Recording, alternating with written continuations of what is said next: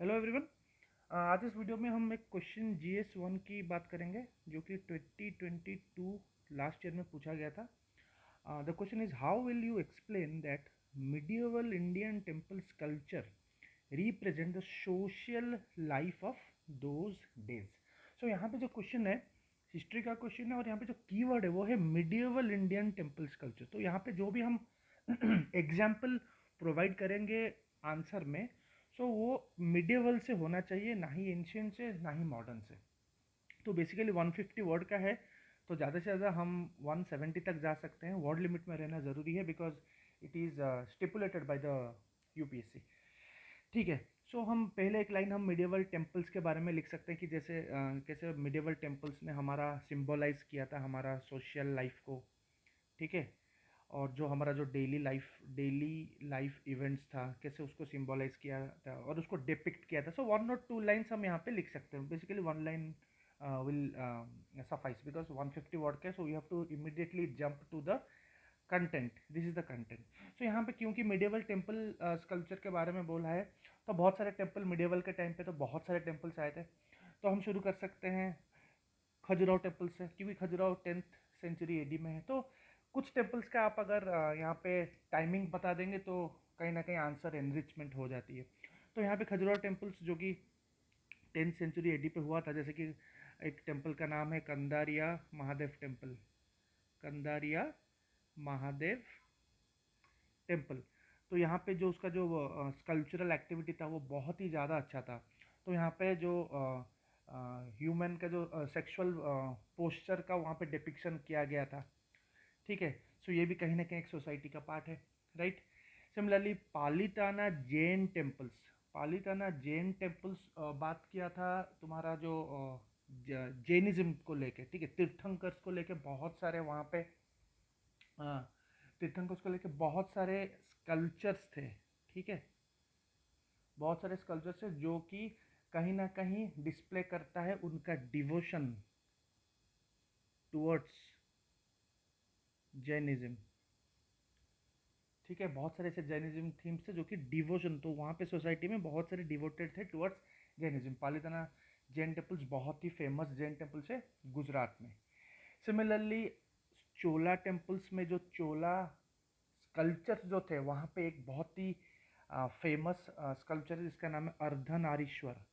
तो अर्धनारीश्वर क्या करता है? अर्धनारीश्वर उस टाइम का कहीं ना कहीं एक फेमिनिन वैल्यूज़ को प्रोटेक्ट करता है उस टाइम पे, या फिर रिप्रेजेंट करता है उस टाइम के सोसाइटी में। सो यहाँ पे फेमिनिन वैल्यूज़ एक हो जाएगा।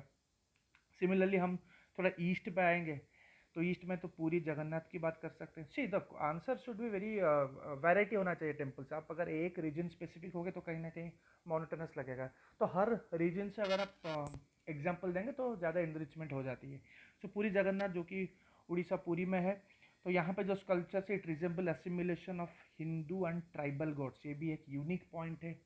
तो उस टाइम का जो कल्चर था, सोसाइटी था, तो कहीं ना कहीं assimilation of Hindu gods and tribal gods का, दोनों का एसिमिलेशन ऑफ डिफरेंट कल्चर। बात मतलब कहने का ये सिग्निफिकेंस है कि इट रिजेंबल्ड एसिमिलेशन, या फिर there was a different culture का एसिमिलेशन था। फाइन। फिर हम विरूपाक्षा टेम्पल के बारे में विजयनगर में बात कर सकते हैं, बिकॉज वहाँ पे विरूपाक्षा टेम्पल में जो स्कल्पचर था वहाँ पे बहुत सारे स्कल्पचर में horse trade, like it's shown that horse trade was taking place. तो कहीं ना कहीं हम यहाँ पे एक इकोनॉमिक सोसाइटी में एक इकोनॉमिक डायमेंशन भी दे रहे हैं। Okay. Similarly Hoysala temples at Belur, वहाँ पे बहुत सारे ऐसे स्कल्पचर्स है जो कि इंट्रिकेटली कार्व्ड है, और वहाँ पे दिखाया गया है कि dancing women, so representing the social customs of celebration, यहाँ पे वुमेन भी पार्टिसिपेट करते थे। सिमिलरली एलोरा का जो स्कल्पचर्स है, एलोरा स्कल्पचर्स में हम देखते हैं कि रिलीजियस टॉलरेंस है, क्योंकि यहाँ पे बुद्धिज़्म का है, हिंदुइज्म का है और ऑल्सो जैनिज्म का है। ठीक है।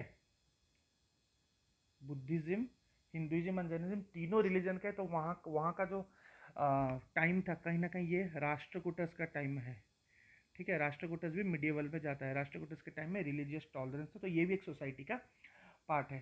Similarly musical pillars of Vitthala temple, Hampi में जो विट्ठाला टेम्पल है, तो वो कहीं ना कहीं कॉम्बाइन करता था music and sculptural sense of the society. ठीक है, तो जो आंसर देखो 150 वर्ड है तो एक वैरायटी हो जाएगा। यहाँ पे हम हमारे पास उतना स्कोप नहीं है कि पूरा का पूरा एक्सप्लेन करें, बिकॉज 150 वर्ड में हमको काफ़ी सारे टेम्पल्स का नाम भी लिखना है, because the question is medieval temple sculpture. यहाँ पे कोई स्पेसिफिक टेम्पल के बारे में पूछा नहीं है, ओवरऑल मीडिएवल के बारे में पूछा है। तो कहीं ना कहीं 5 से 6 एग्जाम्पल्स अगर हम यहाँ पे प्रोवाइड करते हैं तो आंसर एनरिचमेंट बहुत इजीली हो जाती है। तो फाइनली हम कंक्लूजन में एक लाइन लिख सकते हैं कि जो टेम्पल था, जो हमारा जो टेम्पल्स मिडिएवल का जो टेम्पल्स था, दे रिफ्लेक्टेड और द पॉलिटिकल लाइफ, द जो कल्चर का पार्ट था उस टाइप पे क्या कल्चर था, ठीक है, इकोनॉमिक एक्टिविटीज़ क्या हो रहा था एवरीथिंग एवरीथिंग। और कहीं ना कहीं these temples were an important component और पोर्ट्रेल ऑफ ऑर्डिनरी लाइफ, ठीक है, and also it showed what kind of religion was going on at that point of time। ऐसे करके वन लाइन में हम आंसर को कंक्लूड कर सकते हैं। So this is how you have to write the answer so that it's in word limit, and also you give all those content, because it is the content which will finally give you marks when it comes to these kind of questions, history questions, क्योंकि यहाँ पे analysis का कोई scope नहीं है।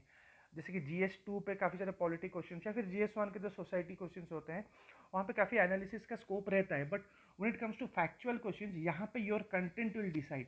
और जाहिर सी बात है ऐसे कंटेंट लिखने के लिए you have to have a lot of material in your notes. तो यहाँ से मैं ये मतलब जो कि मैं हमेशा बच्चों को बोलता हूँ कि आपको एनसीईआरटी के बाद भी पढ़ना है। ओनली एनसीईआरटी अगर आप पढ़ के जाओगे तो यहाँ पे ऐसे कंटेंट आपको मिल ही नहीं पाएगा। आपको 1 या 2 पॉइंट आप लिख के फिर उसी को ही आप रिपीट करके जाओगे, जिसके मतलब आपको मार्क्स नहीं मिलेगा।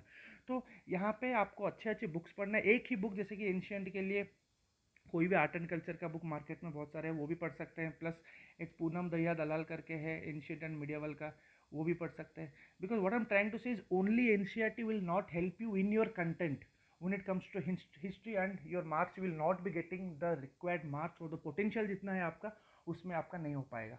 ठीक है, so this is how you have to furnish a answer when it comes to GS1 medieval Indian temple architecture or sculpture। Thank you।